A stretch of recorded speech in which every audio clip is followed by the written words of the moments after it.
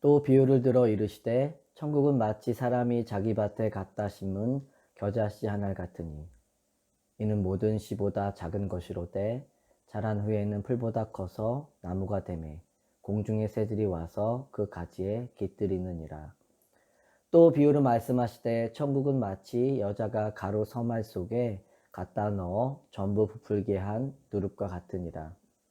예수께서 이 모든 것을 우리에게 비유로 말씀하시고 비유가 아니면 아무것도 말씀하지 아니하셨으니 이는 선지자를 통하여 말씀하신 바 내가 입을 열어 비유로 말하고 창세부터 감추인 것들을 드러내리라 함을 이루려 하심이라.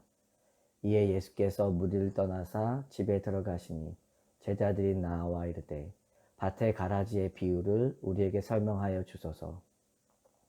대답하여 이르시되 좋은 씨를 뿌리는 이는 인자요 밭은 세상이요 좋은 씨는 천국의 아들들이요 가라지는 악한 자의 아들들이요. 가라지를 뿌린 원수는 마귀요 추수 때는 세상 끝이요 추수꾼은 천사들이니 그런즉 가라지를 거두어 불에 사르는 것 같이 세상 끝에도 그러하리라.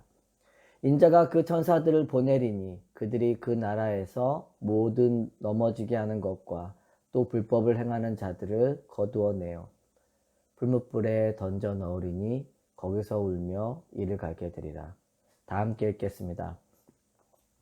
그때 의인들은 자기 아버지 나라에서 해와 같이 빛나리라. 귀 있는 자는 들으라. 아멘. 마태복음 12장에서 예수님은 씨 뿌리는 자의 비유를 통해 이 세상의 모습을 길가밭, 돌짝밭, 가시떨기 등으로 말씀하셨습니다. 비유를 통해 알 수 있듯이 밭의 모습은 스스로가 절대로 열매를 맺을 수 없는 상태에 있습니다. 아무런 열매를 맺을 수 없는 죄인된 우리들의 마음의 밭의 실체를 보여주고 있는 것이죠. 그런데 생명의 씨인 예수 그리스도께서 우리의 삶을 뚫고 오심으로 열매가 맺어진 것입니다. 돌짝밭과 가시밭이 옥토밭으로 바뀌어서 열매를 맺은 것이 아니라 예수 그리스도라는 하나의 씨가 이 땅에 떨어져 30배, 60배, 100배의 열매를 맺은 것입니다. 핵심은 밭에 열매를 맺을 생명이 없다라는 거죠. 밭은 스스로 열매를 맺지 못합니다. 생명은 밭에 심은 씨에 있죠. 성경은 우리의 밭의 상태가 어떠하든지 그 안에 영원한 생명의 열매가 맺어질 것을 약속합니다. 오늘의 본문의 겨자씨와 누룩의 비유는 보이는 것을 힘의 원리로 삼고 살아가는 세상을 향해 하나님의 나라가 이 땅에서 어떻게 세워져 가는지를 분명하게 보여줍니다.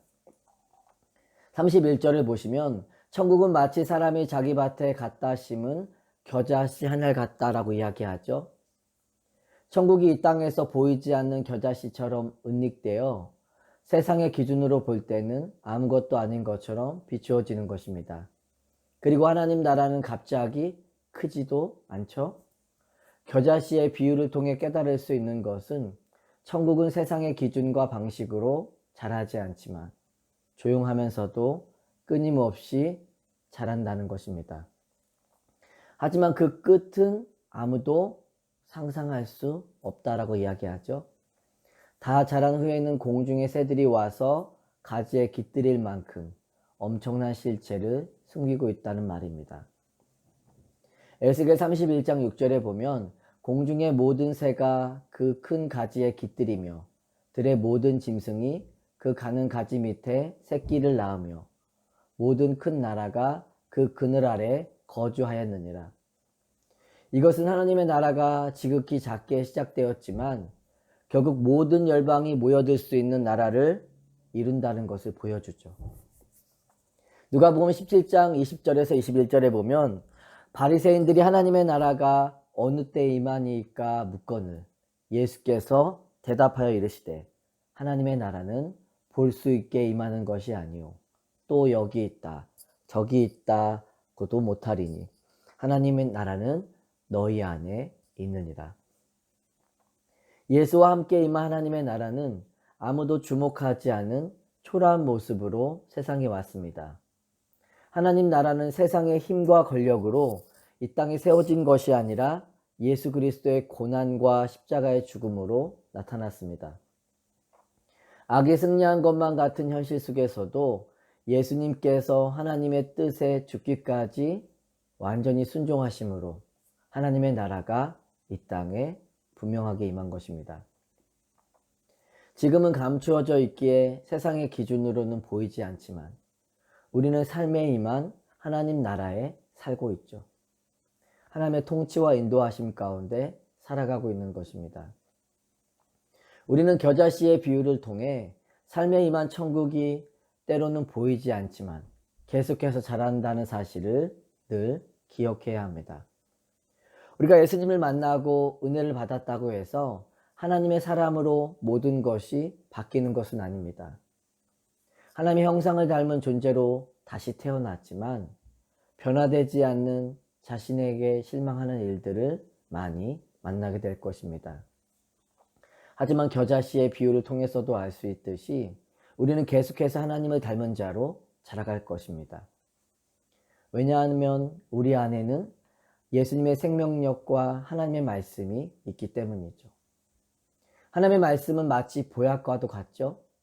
마약은 먹으면 즉시 반응을 일으키지만 시간이 지나면 효능이 완전히 사라집니다. 하지만 보약은 변화가 바로 나타나지 않지만 무엇보다 우리의 체질을 변화시킵니다. 생명이 있으면 반드시 자라게 되고 변화하게 됩니다. 말씀 안에서 하나님을 닮은 자들로 빚어질 수 있는 은혜가 있기를 소망합니다. 33절에 보시면 천국은 마치 여자가 가루 서말 속에 갖다 넣어 전부 부풀게 한 누룩과 같다라고 말합니다.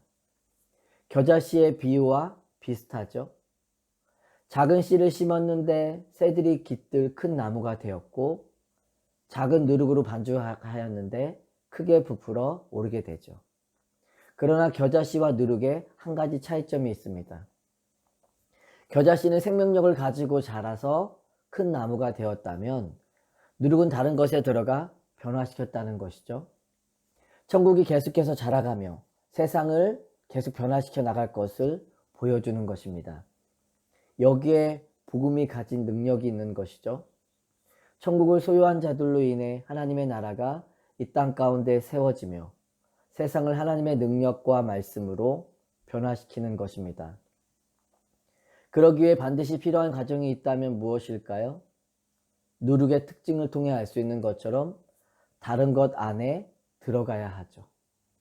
혼자만 있으면 다른 것을 크게 부풀릴 수 없습니다. 비록 눈에 보이는 것은 작아 보이지만 다른 것 안에 들어가면 반드시 영향력을 미치게 되어 있습니다. 내 안에 있는 예수의 생명력과 말씀을 가지고 세상을 변화시킬 수 있는 복음의 은혜와 능력이 있기를 소망합니다. 34절 이하에 보시면 예수님이 비유로 말씀하시는 목적에 대해 분명하게 말씀해 주십니다. 천국의 비밀을 아는 것이 제자들에게만 허락되었다는 점을 강조하신 것이죠.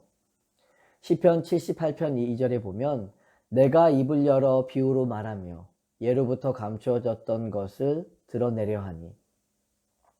마태는 시편을 인용해 예수님이 비유로 말씀하신 이유가 창세부터 감추인 것들을 드러내기 위함임을 이야기합니다. 여기서 감추어졌다는 것은 하나님의 주권과 섭리가 작동한 결과로 하나님만이 드러내실 수 있음을 의미하는 것입니다. 천국의 비밀이 무리에게는 여전히 감추어지지만 제자들에게는 드러나는 것입니다.